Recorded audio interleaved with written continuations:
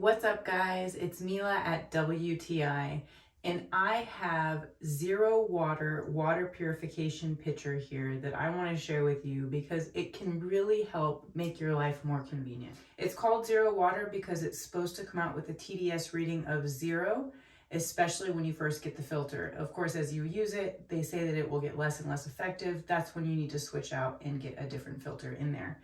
So I do like the pitcher. It's quite large. It takes about 3 fills of this top piece to get the full pitcher full.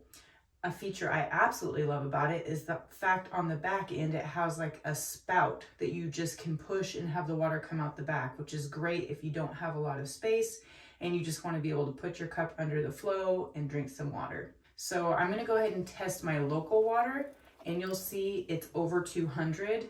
So the higher you go, the harder the filter system is going to have to work.